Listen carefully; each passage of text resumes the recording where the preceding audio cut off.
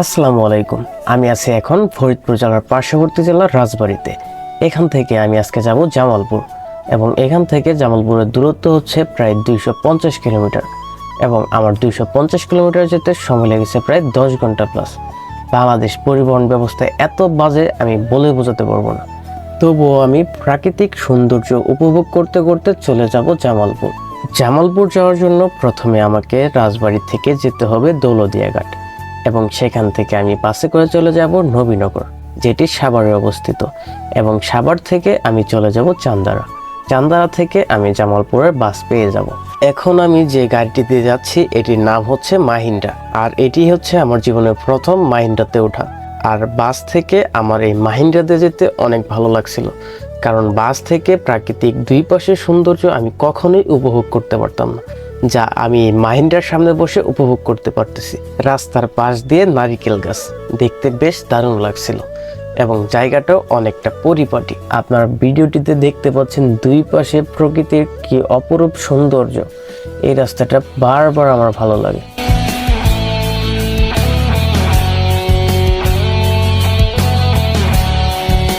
দেখতে দেখতে চলে আসলাম আমি গোলন্দমোড়, আর এখানে শহীদদের চরণে এখানে আপনার কিছু মূর্তি আঁকা আছে।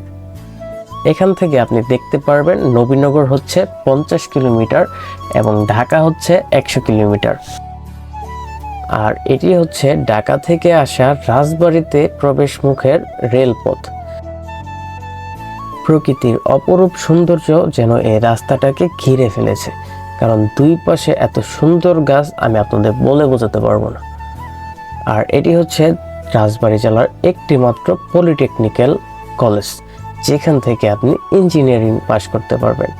আর একটু সামনে তাকাতে আমাদের চোখের সামনে পড়লো বাংলাদেশের গর্ব এবং বাংলাদেশকে সব দিক থেকে রক্ষা করে আসছে যারা, তারা আমার সবচেয়ে প্রিয় বাংলাদেশ সেনাবাহিনী।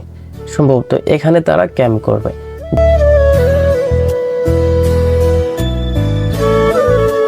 আমি যে মাহিন্দ্রা দিয়ে যাচ্ছি, এই লোকটির ব্যবহার এত ভালো ছিল, কল্পনা করতে পারিনি যে আমার সাথে এত ভালো ব্যবহার করবে। আরো 20 মিনিট পর চলে আসছি প্রায় দৌলতদিয়া। এখান থেকেই দৌলতদিয়া ঘাটের শুরু। আমার হাতের বাম পাশে যে বিলটি দেখতে পাচ্ছেন, এখানে মূলত পদ্মা নদীর পানি এসেছে। পদ্মা নদী যখন জোয়ারে পানি আসে তখনই এখানকার পানি বাড়ে।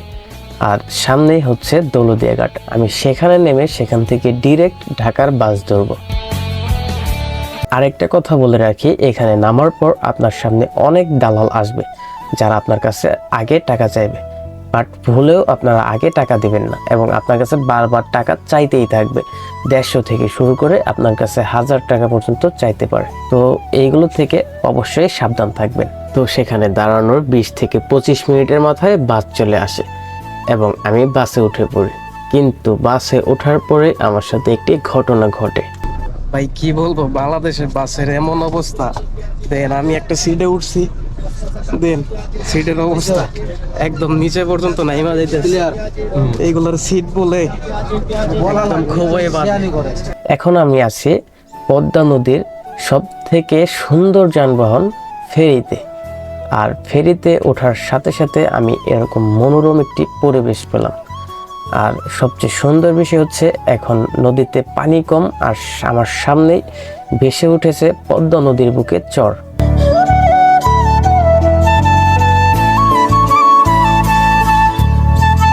এটি হচ্ছে আপনার কন্ট্রোল রুম, আর কন্ট্রোল রুমের পিছনে আছে আপনার নামাজ পড়ার স্থান। এখানে চাইলে আপনারা নামাজ পড়তে পারবেন। তো চলুন আমি এই ফেরিটির ফুল আপনাদের ঘুরিয়ে দেখাই। আমি ছিলাম 4 তলার উপর, এখন আমি নিচের দিকে নামবো এবং নিচের সিঁড়িগুলো অনেক সরু, যা নামতে অনেক কষ্ট হয়। আপনারা একটু সাবধানে নামবেন যারা আসবেন। এটি হচ্ছে এখানকার রেস্টুরেন্ট, আপনারা চাইলে এখান থেকে সকল ধরনের খাবার খেতে পারবেন। এখন আমি এখান থেকে নিচের দিকে যাব। নিচের সিঁড়িগুলো অবশ্যই আপনারা সাবধানে নামবেন। আর এটি হচ্ছে সর্বশেষ ফ্লোর। এখন আমি যেদিকে যাচ্ছি এটি হচ্ছে এই ফেরির পিছনের দিক, আর পিছনেই আছে এই ফেরির পাখা। আপনারা কিন্তু চাইলে এখানে সকল ধরনের খাবার খেতে পারবেন। এখান থেকে পিছনের দৃশ্যটা খুব সুন্দর ছিল।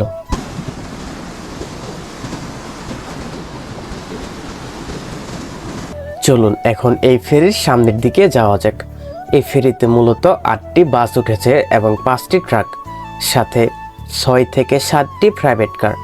এটি আমার লাইফের সর্বপ্রথম ভিডিও, যেটি আমি জামালপুর থেকে 250 কিলোমিটার দূরে গিয়ে শ্যুট করেছি, তা আবার পদ্মা নদীর উপরে। আর আমি আপনাদের এখন নিয়ে যাব সামনের দিকে। এই দিকে মূলত এই ফেরির শেষ, আর এই ফেরিতে চানাচুর আলাম আমাদের সব থেকে বেশি দেখতে পাবেন। আমার এই পদ্মা নদী পার হতে সময় লেগেছে প্রায় 40 থেকে 45 মিনিট। সব থেকে বড় কথা হচ্ছে, পদ্মা নদীতে সবচেয়ে ভালো যানবাহন আমি মনে করি ফেরি, কেননা ওই ফেরিতে রিস্ক একটু কমই থাকে আর নদী সবসময় শান্ত থাকে। তবে আমি চাইছিলাম এই নদীতে যেন ঢেউ থাকে। আমি ঢেউর জন্যই মূলত পদ্মা নদীতে গিয়েছিলাম ভিডিও করতে।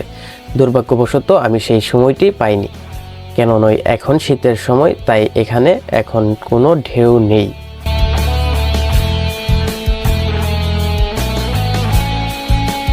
এদিকে আমি যাব, এদিক দিয়ে গিয়ে আমার বাসে উঠবো। এই ভাইটি আমাকে বলতেছিল আমাকে ভাইরাল করে দিন। আরে ভাই, আমার ভিডিওতেই তো কোনো ভিউ নেই। একটি মজার বিষয় হচ্ছে, আপনারা যদি ফেরি দিয়ে পার হন তাহলে আপনারা এখান থেকে স্বল্প মূল্যে ইলিশ মাছ কিনতে পারবেন। এই যে দেখতে পাচ্ছেন, এই লোকটি 5 থেকে 6টি ইলিশ মাছ এবং 3টি চিংড়ি মাছ নিয়ে এসেছে বিক্রি করতে। তবে এগুলো কিন্তু কেজি দরে বিক্রি হবে না। নদীর অপরূপ সৌন্দর্য দেখতে দেখতে আমি প্রায় পার হয়ে গেলাম পদ্মা নদী। এখন আছি আমি পাটুরিয়া ঘাটে। এখান থেকে আমার নবীনগর যেতে সময় লাগবে প্রায় 1 ঘন্টা 20 মিনিটের মতো। এই রাস্তাটি মূলত মানিকগঞ্জ হয়ে ঢাকায় প্রবেশ করে। বাহিরের প্রকৃতির সৌন্দর্য আমাকে বারবার মুগ্ধ করছিল। এগুলো দেখতে পাচ্ছেন, এগুলো সব হচ্ছে কৃষিক্ষেত। এখানে ধান চাষ করা হয়, ভুট্টা চাষ করা হয় এবং মৌসুম ভেদে নানা রকমের কৃষিশস্য চাষ করা হয় এই জমিগুলিতে।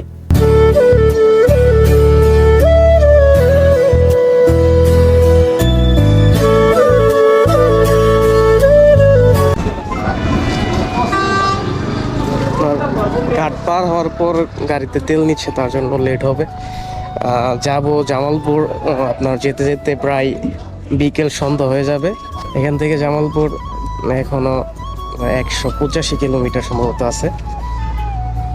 আর যখন আমি বাসের টিকিট কাটি তখন বলা হয়েছিল হালিদ দিয়ে যাবো, বাট এটা হচ্ছে ইগল পরিবহন। দৌলতদিয়া ঘাটে আমার সাথে একটু ভুল বোঝাবুঝি হয়। ধরতে গেলে প্রতারণাই করে তারা। আমাকে বলা হয় হানিফ বাসের সিট দিবে, বাট আমাকে উঠিয়ে দেওয়া হয় ইগল বাসে। কি আর করার, দেখতে দেখতে চলে আসলাম সাভার। এখন আমি সাভার আছি। সাভার নবীনগর। এখান থেকে আমার চামদারা যাইতে হবে। চামদারা থেকে ড্যাম বাস নিতে হবে। আর খালার বাসায় ঘোরাও নেই, কিছু না কিছু দিয়ে দেওয়া।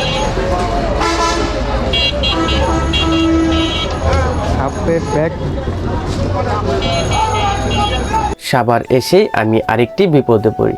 এখান থেকে আজকে চান্দারা যাওয়ার রাস্তাটি পুরোটাই ব্লক ছিল, তাই আমাকে এখান থেকে আবার দামরাইল হয়ে ঘুরে চান্দারা যেতে হবে। তো ভাড়া যেখানে ছিল 30 টাকা, সেখানে আমার 80 টাকা ভাড়া দিয়ে যেতে হলো চান্দারা।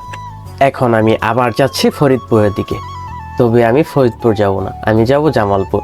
দামরাইল হয়ে ভিতর দিয়ে কালিয়াকৈর হয়ে যাবে চান্দারা।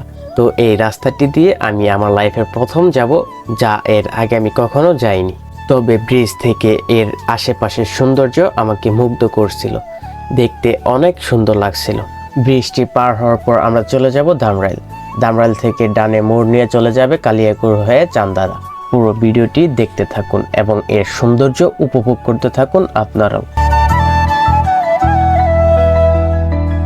এখন আমরা ধামরাইল হয়ে প্রবেশ করেছি শরীফবাগের দিকে। সামনেই হচ্ছে শরীফবাগ বাজার। এই রাস্তাটি আমার একদম অচেনা, তাই আমি এই রাস্তার জায়গাগুলোর নাম মোটেও বলতে পারবো না।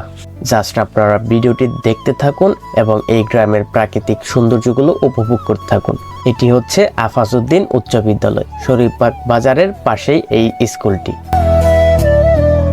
আমার ভিডিও করতেও ভয় লাগছিল তখন, কেননা ওই বাসটি একদম রাস্তার সাইডে দিয়ে যাচ্ছিল আর বারবার আমার হাতের সাথে বাড়ি খাচ্ছিল এই গাছগুলো।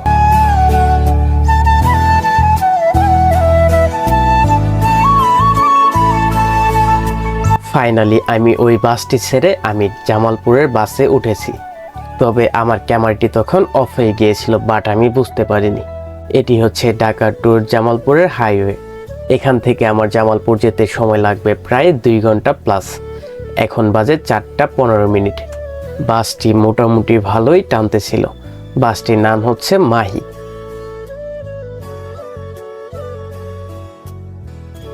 এখান থেকে রাস্তা দুটি ভাগে ভাগ হয়ে যায়, একটি পুরান টাঙ্গাইল হয়ে যায়, আরেকটি টাঙ্গাইল বাইপাস হয়ে জামালপুর ঢুকে। আমি সকাল 8টার সময় বের হয়েছি, এখন বাজে বিকেল 4টা 45 মিনিট।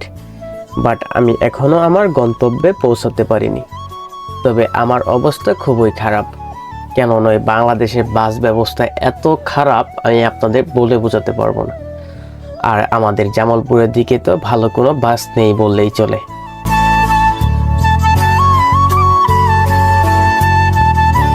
এখান থেকে রাস্তা মূলত 2 ভাগে ভাগ হয়ে যায়, একটি চলে যায় যমুনা সেতুর দিকে, আরেকটি চলে যায় জামালপুরের দিকে।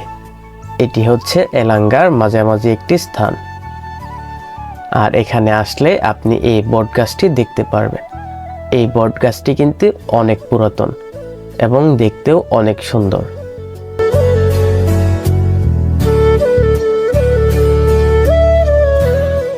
এখন দেখতে দেখতে প্রায় সকাল থেকে সন্ধ্যা হয়ে গেল, তবুও আমি 250 কিলোমিটার রাস্তা পার হতে পারলাম না।